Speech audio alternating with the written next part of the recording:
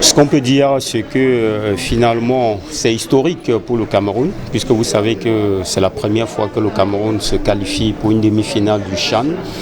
Et c'est un match pour qu'on se qualifie. C'est vrai que ça a été difficile dès le départ, puisque vous avez vu que le Cameroun a été mené. Et parce qu'il y avait déjà des problèmes de positionnement en début de match. On a vu des joueurs qui avaient du mal à se retrouver dès l'entame. Mais au fil du match, on a constaté que l'équipe a commencé à prendre la mesure de la rencontre. Et finalement, elle s'est stabilisée et on a vu ce que ça a donné par la suite. Le prochain match, c'est à Limbe avec tout ce qu'on connaît. Qu'est-ce qu'on peut te dire du prochain match? Ce qu'on peut dire, c'est vrai que je ne vais pas jouer le rôle du coach, puisqu'en conférence d'après-match, il a été clair qu'ils vont prendre le temps déjà de savoir, d'avoir le nom de l'adversaire du Cameroun, puisque vous savez que c'est entre le Maroc et la Zambie. Et il prendra donc le temps de bien regarder cette rencontre avant maintenant de voir ce qu'il va mettre sur pied comme stratégie. Mais c'est jouable, puisque éliminer quand même une équipe comme la RDC, c'est déjà quand même quelque chose qu'il ne faut pas négliger, même si le Maroc ou la Zambie sont vraiment des gros morceaux. N'oublions pas quand même que le Maroc est le vainqueur en titre et le Maroc a terminé leader de son groupe. C'est une équipe qui est arrivée au Cameroun pour conserver son trophée. Vous comprenez parfaitement que c'est un match qu'il faudra minutieusement préparer. Et on sait très bien que les pays de l'Afrique du Nord parfois nous créent beaucoup de problèmes. Je ne suis pas en train de dire nécessairement que ça sera le Maroc qui sera l'adversaire, mais nous sommes tout simplement en train de faire une analyse. Écoutez, il faut avouer que le Cameroun surprend tout le monde. C'est-à-dire que c'est une équipe qui est montée en puissance petit à petit pendant les matchs de poule. Et maintenant, on a un tout autre visage de cette équipe aujourd'hui. Elle a été joueuse, ce que nous n'avons pas vu pendant les matchs de poule. Des attaquants ont retrouvé le chemin de but, ce que nous n'avons pas vu pendant les matchs de poule. Et je crois quand même qu'il faut avouer, il y a eu de la gestion, non seulement de l'effectif, mais en même temps le staff nous a démontré qu'il avait réellement la maîtrise aujourd'hui.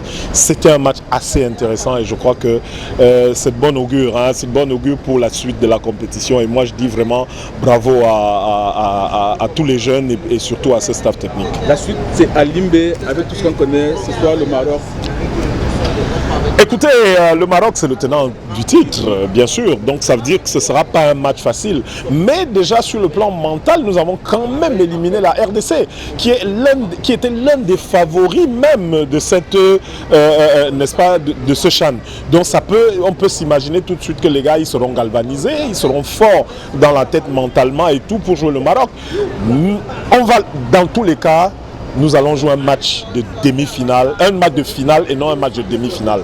Parce que si on met dans la tête que c'est un match couperet pour nous, je crois qu'à ce moment, sur le plan mental, nous allons réussir à gagner, n'est-ce pas, le Maroc. On peut dire que c'est une belle rencontre dans laquelle l'équipe camerounaise s'est jetée à corps perdu.